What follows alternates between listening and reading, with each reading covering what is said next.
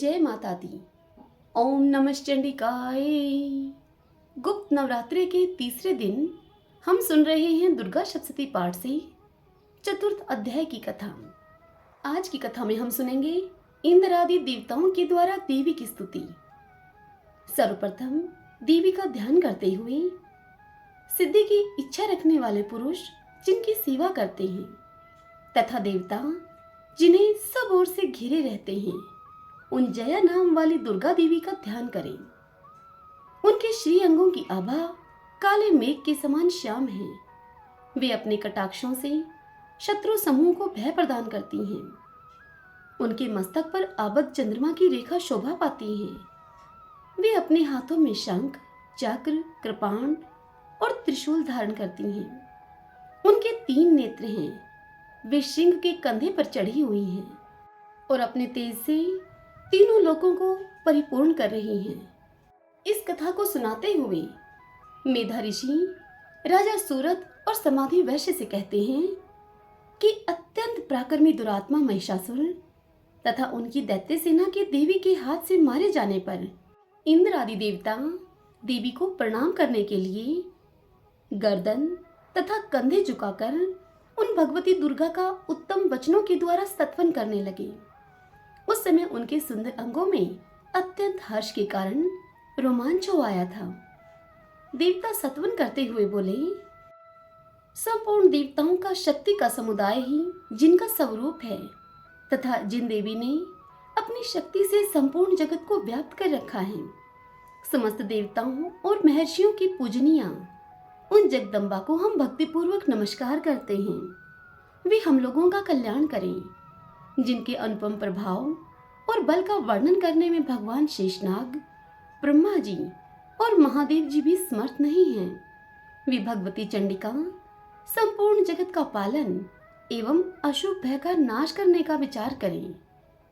जो पुण्य आत्माओं के घरों में स्वयं ही लक्ष्मी रूप से, पापियों के यहाँ दरिद्रता रूप से, शुद्ध अंतःकरण वाले पुरुषों के हृदय में बुद्धि रूप से, सत्पुरुषों में श्रद्धा रूप से तथा कुलीन मनुष्य में लज्जा रूप से निवास करती हैं, आप उन भगवती दुर्गा को हम नमस्कार करते हैं।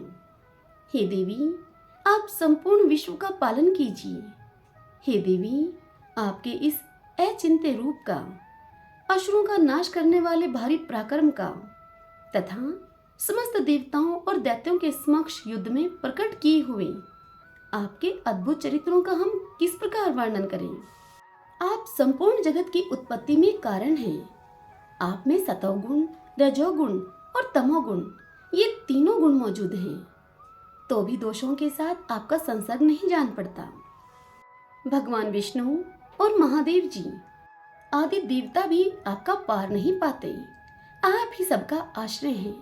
यह समस्त जगत आपका अंशभूत है, क्योंकि आप सभी की आदिभूत अव्यया अकर्ता परा प्रकृति हैं। हे देवी, संपूर्ण यज्ञों में जिसके उच्चारण से सब देवता तृप्ति लाभ करते हैं, वह स्वाहा आप ही हैं। इसके अतिरिक्त आप पितरों की भी तृप्ति का कारण हैं। अतएव सब लोग आपको स्वधा भी कहते हैं। हे देवी, जो मोक्ष की प्राप्ति का साधन है, अचिंत्य महाव्रत स्वरूपा है। समस्त दोषों से रहित, जितेंद्रिय, तत्व को ही सार वस्तु मानने वाले तथा मोक्ष की अभिलाषा रखने वाले मुनिजन जिसका अभ्यास करते हैं, वह भगवती पराविद्या आप ही हैं। आप शब्द स्वरूपा हैं। अत्यंत निर्मल ऋग्वेद, यजुर्वेद तथा उद्गीत के मनोहर पदों के पाठ से युक्त सामवेद का आधार भी आप ही हैं।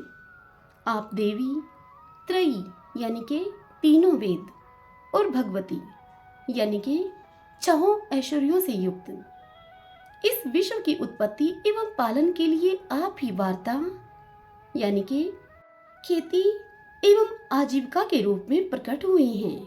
आप संपूर्ण जगत की घोर पीड़ा का नाश करने वाले हैं। हे देवी, जिससे समस्त शास्त्रों का सार का ज्ञान होता है, वह मेधा शक्ति आप ही हैं। दुर्गम भवसागर से पार उतारने वाली नौका रूप दुर्गा देवी भी आप ही हैं। आपकी कहीं भी आसक्ति नहीं है। कैटब के शत्रु भगवान विष्णु के वक्षस्थल में एकमात्र निवास करने वाली भगवती लक्ष्मी तथा भगवान चंद्रशेखर के द्वारा सम्मानित गौरी देवी भी आप ही हैं। आपका मुख मंद मुस्कान से सुशोभित, निर्मल, पूर्ण चंद्रमा के बिंब का अनुकरण करने वाला और उत्तम स्वर्ण की मनोहर कांति से कमनीय है। तो भी उसे देखकर महिषासुर को क्रोध हुआ और सहसा उसने उस पर प्रहार कर दिया। यह बड़े आश्चर्य की बात है। हे देवी, वही मुख जब क्रोध से युक्त होने पर उदय काल के चंद्रमा की भांति लाल और तनी हुई बोहों के कारण विकराल हो उठा, तब उस मुख को देखकर जो महिषासुर के प्राण तुरंत नहीं निकल गए, यह उससे भी बढ़कर आश्चर्य की बात है। क्योंकि क्रोध में भरे हुए यमराज को देखकर भला कौन जीवित रह सकता है। हे देवी, आप प्रसन्न हो। परमात्मा स्वरूपा आपके प्रसन्न होने पर जगत का अभ्युदय होता है और क्रोध में भर जाने पर आप तत्काल ही कितने कुलों का सर्वनाश कर डालती हैं। हे देवी, यह बात अभी अनुभव में आई है, क्योंकि महिषासुर की यह विशाल सेना क्षण भर में ही आपके कोप से नष्ट हो गई है। सदा अभ्युदय प्रदान करने वाली आप जिन पर प्रसन्न रहती हैं, वे ही देश में सम्मानित हैं। उन्हीं को धन और यश की प्राप्ति होती है। उन्हीं का धर्म कभी स्थिर नहीं होता तथा वे ही अपने हर्ष पुरुष, स्त्री, पुत्र और भृत्यों के साथ धन्य माने जाते हैं। हे देवी, आपकी ही कृपा से पुण्य आत्मा पुरुष प्रतिदिन अत्यंत श्रद्धा पूर्वक सदा सब प्रकार के धर्मानुकूल कर्म किया करते हैं और उसी के प्रभाव से वे स्वर्गलोक में जाते हैं। इसीलिए आप तीनों लोकों में निश्चय ही मनोवांछित फल देने वाली हैं। हे माँ दुर्गे, आप स्मरण करने पर सब प्राणियों का भय हर लेती हैं और स्वस्थ पुरुषों के द्वारा चिंतन करने पर उन्हें परम कल्याणमयी बुद्धि प्रदान करती हैं। दुख, दरिद्रता और भय को हरने वाली है देवी, आपके सिवा दूसरी कौन है जिसका चित्त सबका उपकार करने के लिए सदा ही दयाद्र रहता हो। हे देवी, इन राक्षसों के मारने से संसार को सुख मिले तथा ये राक्षस चिरकाल तक नरक में रहने के लिए भले ही पाप करते रहे हों, इस समय संग्राम में मृत्यु को प्राप्त होकर स्वर्गलोक में जाएं। निश्चय ही यही सोचकर आप शत्रुओं का वध करती हैं। आप शत्रुओं पर शस्त्रों का प्रहार क्यों करती हैं? समस्त असुरों को दृष्टिपात मात्र से ही भस्म क्यों नहीं कर देती? इसमें एक रहस्य है। ये शत्रु भी हमारे शस्त्रों से पवित्र होकर उत्तम लोकों में जाएं। इस प्रकार उनके प्रति भी आपका विचार अत्यंत उत्तम रहता है। खड़ग के तेजपुंज की भयंकर दीप्ति से तथा आपके त्रिशूल के अग्रभाग की घनीभूत प्रभा से चौंधिया कर जो असुरों की आंखें फूट नहीं गई, उसमें यही कारण था कि वे मनोहर रश्मियों से युक्त चंद्रमा के समान आनंद प्रदान करने वाले आपके इस सुंदर मुख का दर्शन करते थे। हे देवी, आपका शील दुराचारियों के बुरे बर्ताव को दूर करने वाला है। साथ ही यह रूप ऐसा है जो कभी चिंतन में भी नहीं आ सकता और जिसकी कभी दूसरों से तुलना भी नहीं हो सकती, तथा आपका बल और पराक्रम तो उन दैत्यों का भी नाश करने वाला है जो कभी देवताओं के पराक्रम को भी नष्ट कर चुके थे।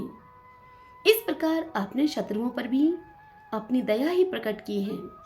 हे वरदायिनी देवी, आपके इस पराक्रम की किसके साथ तुलना हो सकती है तथा शत्रुओं को भय देने वाला एवं अत्यंत मनोहर ऐसा रूप भी आपके सिवा और कहाँ है? हृदय में कृपा और युद्ध में निष्ठुरता, ये दोनों बातें तीनों लोगों के भीतर केवल आप में ही देखी गई हैं। हे माता, आपने शत्रुओं का नाश करके इस समस्त त्रिलोकी की रक्षा की है। उन शत्रुओं को भी युद्धभूमि में मारकर आपने स्वर्गलोक में पहुंचाया है तथा उनमें दैत्यों से प्राप्त होने वाले हम लोगों के भय को भी आपने ही दूर कर दिया है। आपको हमारा नमस्कार है। हे देवी, आप शूल से हमारी रक्षा करें। हे अंबिके, आप खड़ग से भी हमारी रक्षा करें तथा घंटा की ध्वनि और धनुष की टंकार से इनसे भी हम लोगों की आप रक्षा करें। हे चंडिके, पूर्व, पश्चिम, और दक्षिण दिशा में आप हमारी रक्षा करें, तथा हे ईश्वरी, अपने त्रिशूल को घुमाकर आप उत्तर दिशा में भी हमारी रक्षा करें। तीनों लोकों में आपके जो परम सुंदर एवं अत्यंत भयंकर रूप विचरते रहते हैं, उनके द्वारा भी आप हमारी तथा इस भूलोक की रक्षा कीजिए। हे अंबिके, आपके कर पल्लवों में शोभा पाने वाले खड़ग, शूल और गदा आदि जो जो अस्त्र हों, उन सब के द्वारा आप सब ओर से हम लोगों की रक्षा करें। ऋषि इतनी कथा सुनाकर आगे कहते हैं कि हे राजन, इस प्रकार जब देवताओं ने जगन माता दुर्गा की स्तुति की और नंदन वन के दिव्य पुष्पों एवं गंध चंदन आदि के द्वारा उनका पूजन किया, फिर सभी ने मिलकर जब भक्ति पूर्वक दिव्य धूपों की सुगंध निवेदन की, तब देवी ने प्रसन्न वदन होकर प्रणाम करते हुए सभी देवताओं से कहा। देवी देवताओं से बोली, हे देवताओं, तुम सब लोग मुझसे जिस वस्तु की अभिलाषा रखते हो, तुम वह वस्तु मांगो। तब देवता बोले कि भगवती ने हमारी सब इच्छा पूर्ण कर दी, अब कुछ भी बाकी नहीं है, क्योंकि हमारा यह शत्रु महिषासुर मारा गया है।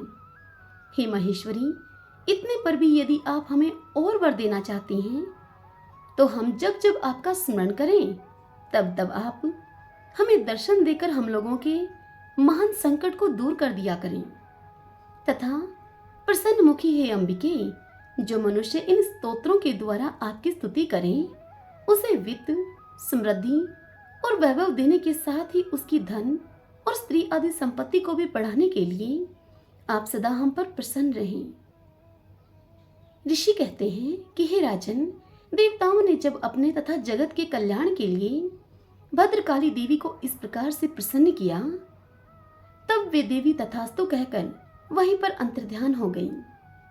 हे भूपाल, इस प्रकार पूर्व काल में तीनों लोगों का हित चाहने वाली देवी जिस प्रकार देवताओं के शरीरों से प्रकट हुई थी, वह सब कथा मैंने कह सुनाई है आपको।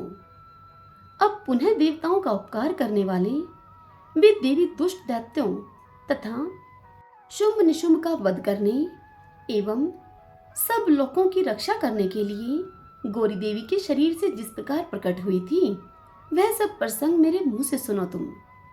मैं उसका तुमसे यथावत वर्णन करता हूँ। ओम नमः चंडिकाय। भगतजनों, श्री दुर्गा सप्तशती पाठ से चतुर्थ अध्याय की कथा संपूर्ण हुई।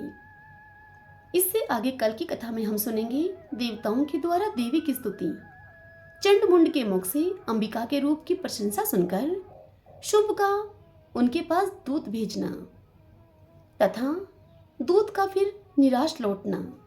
कल के पावन दिन हम इस पावन कथा का रसपान करेंगे। आज की कथा सुनने में यदि आपको आनंद आया हो तो इस वीडियो को आप लाइक करें और कमेंट बॉक्स में जय माता दी लिखिए। यदि आप हमारे इस चैनल श्री कृष्ण दीवानी पर पहली बार आए हैं, इस चैनल को आप पहली बार सुन रहे हैं, तो हमारे चैनल को आप सब्सक्राइब कर लीजिएगा, बेल आइकन के बटन को भी प्रेस कर लीजिएगा, ताकि आने वाले नए वीडियोस का नोटिफिकेशन आपको सबसे पहले मिल सके। जय माता दी।